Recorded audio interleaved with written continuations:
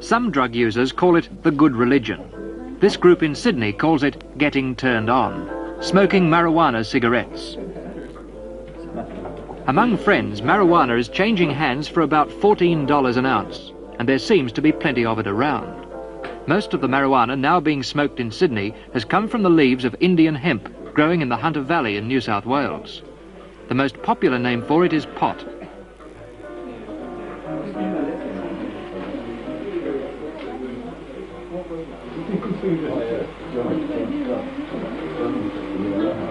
Depending on how it's rolled, an ounce of pot can make 100 cigarettes, or only a couple of dozen. These pot smokers came together to get turned on last Wednesday night in an old house in the inner Sydney suburb of Glebe. Their ages range from 18 to 28. Some are artists, the others include university graduates, office workers and labourers. None of them have told their parents they smoke pot. They say their parents wouldn't understand.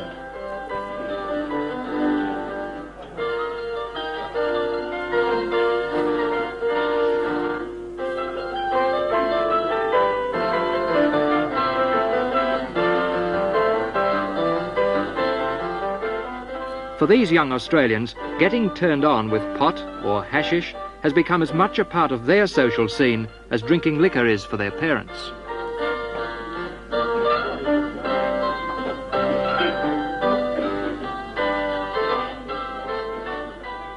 They believe they can't become drug addicts on marijuana. But medical authorities still argue about this, and the penalties can be heavy for the pot smoker who's caught. The serious danger that lingers like the smoke in this room is that these pot smokers will graduate to the harder drugs like cocaine, morphine, and one of the most dangerous of all, heroin. All too often, this is where it starts.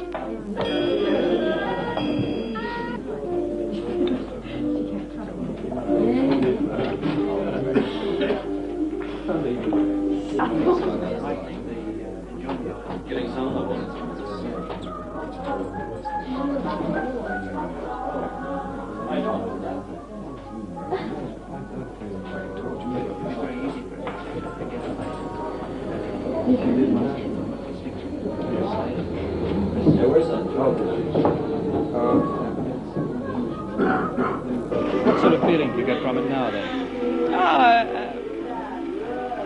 Very good feeling. Very pleasant. An extension of time. Music's enlightened incredibly. Do you see any dangers in it at all? For me, no. No. And for very few other people either. If by dangers, you know, you mean the general insinuation that people will go on to addictive drugs like opium, etc. No, I don't see any danger in it for me, personally. How often would you smoke pot? Oh, gee. Whenever you can get it. It's easier to come by now than what it was when I first came over here. Why is it much easier now? It's just I know people now, and you can get your own sources established and things like that. You know, you just know where to get it if you want to. Why do you smoke pot? I don't drink, and I drink, but not to any great extent. I don't like drinking a lot, and I just feel this completeness when I'm, just sort of, nothing worries me. Sorry, it's an escape, if anything. It's good. Have you tried any other drugs as well? Yeah, with pot and hash, and I've had liquid methadone, and I smoked, a very small amount of opium, and I suppose LSD. I had 2 tries at that. Marijuana is often popularly known as a sex drug. Oh, this is a lot of rubbish. Marijuana gives you more enjoyment out of anything you do than you would obtain normally. If you're reading a book and you're high on marijuana, you like the book more than you would like it normally. If you're having sex, you like that more than you would normally. So I suppose this is part of the reason that they call it a sex drug. People that like sex would like it more on marijuana. That there's no reason to say that because you take marijuana, you're likely to race out into the street and grab any available woman. This is a lot of rubbish. You just don't feel like that at all. What sort of reaction have you had when you've smoked pot? Well, possibly the first reaction you'd hope. You've got terrific extension of time. It increases your perceptivity, particularly. Becomes terribly attuned. For instance, you can be listening to a record which will be going for, say, 3 minutes, and you can just sort of sink into this and become one with the music. You can really blend with these things. You seem to extend and fill up all streams of sensitivity. And, for instance, if you're listening to a piece of music, it can seem to go on for hours, literally hours. You can be sitting there, and half an hour later you seem to be still hearing the same notes.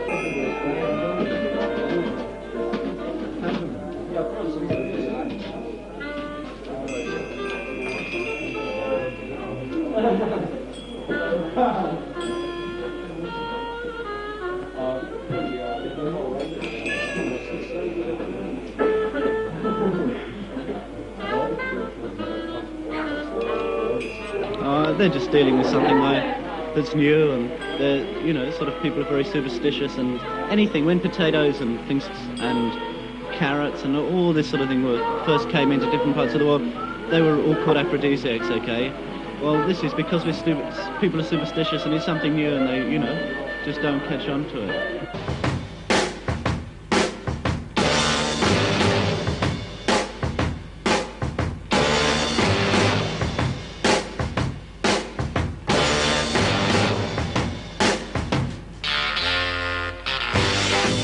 In the language of the drug users, the scene is where things are happening, where drugs are available. Sydney's King's Cross is the most important scene. A wide range of drugs can be bought here if you know where to ask for them. Even those who deal with the problem were surprised to hear that a pint bottle of morphine was being peddled here this week. One of the drug users at the Cross is Ted. He's 25 and he hasn't had a job for the past 2 months. What serious drugs has he tried? Heroin. Not heroin itself, but a heroin-type substitute, and morphine, cocaine. About the only three I've taken. I've taken them all intravenously. And what do you actually do to get yourself prepared for this? Well, it's only a matter of taking a syringe, dissolving the amount you want in water, and soaking it up through a filter, through a cotton wool pad, or sometimes even the filter of a cigarette, as I have here. Whereabouts do you get these more serious drugs from in Sydney? Oh, mostly from sources around the Cross. Are they very hard to come by?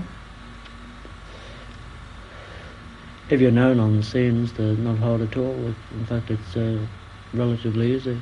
If you're not known, it'd be very difficult indeed. Are people making profits out of this? I believe people are making profits. I wouldn't know to what extent the profits are, what the profits are making.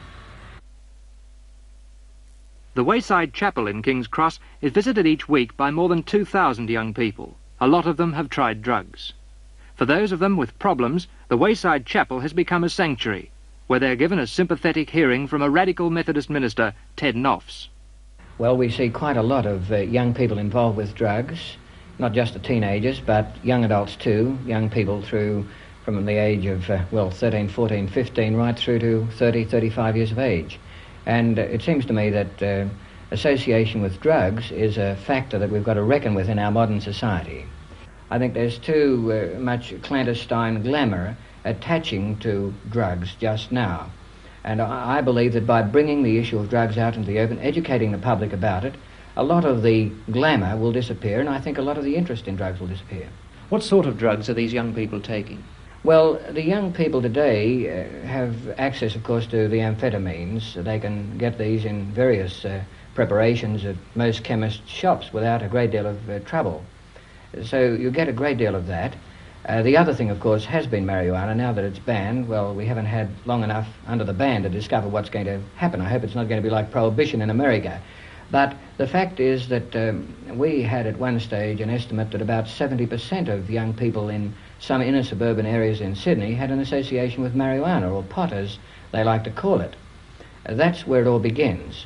But most other drugs are available, unfortunately, and it goes right down the line in the process of graduation until, of course, many of them end up on the more serious drugs. No one knows what amounts of the more serious drugs are being smuggled into Australia. Last financial year, customs teams seized 41 pounds weight of heroin in Sydney.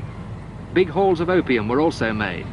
But it's not clear whether these drugs were meant for a market in Australia or whether they were intercepted on their way to some other part of the world. Drugs are hard to detect because they're so easy to conceal. They've even been disguised as packets of groceries.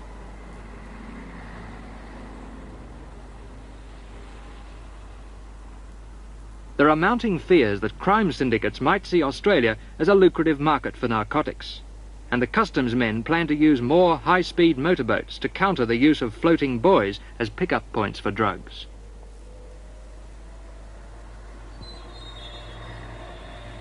For those trying to fight their addiction to drugs, there's a group in Sydney called Narcotics Anonymous. It operates along similar lines to Alcoholics Anonymous. Among the 50 members of Narcotics Anonymous in Sydney is John. Always had trouble sleeping, and I started taking a sleeping draft at first, and also stimulants. This was while I was studying, and this was helping me to study. When I finished studying, I stopped taking stimulants and continued with a sleeping draft because I found that it suited me. When did you realise that you were a drug addict? Well, it took me 8 years to finish up in a hospital, and even while I was in that hospital, I didn't know that that was the reason I was there. It wasn't until I came out of the hospital and I started to my mind started to clear that I realised that that is what I was there for. How did you feel when you were trying to reduce the dosage? Well, I did try to reduce the dosage many times, and I succeeded for a short while each time, but it wasn't long before I was back on the old dose. What made you go back to it? Well, it's part of drug addiction. Cutting down on a dose produces withdrawal symptoms, and you feel very nervous and start to shake. And the only thing that will stop these shakes are more pills. In an average week, 2 or 3 people call at this late-night chemist shop in search of drugs on the restricted list. I asked pharmacist Alan Lees how desperate some of these people are to get drugs without a prescription. Well, I think the best way to answer that would be to give an example. I had a young chap of approximately 22 years of age, came in one night about 9:30. He started off asking for any type of methadone, dexedrine, or any other ine. He offered me £1 for 100 tablets. And I said no, he couldn't possibly give them to him without a doctor's prescription. By the time he'd finished, he was offering me £10 for 3 tablets. He was absolutely desperate. He was quivering, shaking, eyes just about popping out of his head. He was in a dreadful mess. Where do you think these people do get the drugs from? Well, there are three main sources of supply, I feel. One, there is certainly a small percentage of chemists in Sydney who would sell these restricted drugs to people. The second source of supply would be from doctors writing a prescription for the person. And when that patient presents me with that prescription, providing I'm convinced that it is a genuine prescription, I have a professional obligation to dispense it. I have no choice. I have to give the drugs on that particular prescription. And the third source of supply, although I wouldn't have any accurate idea of how much would be available from this source, would be the amount of stolen drugs, which certainly abound in various parts of Sydney. The drug squad of the New South Wales Police Force has recently been doubled. This is to handle the extra work involved in policing new laws that give the drug squad wider powers to control drug addiction in New South Wales. The drug squad investigates a wide range of addictions, from doctors taking drugs to the much larger group of young marijuana smokers in Sydney.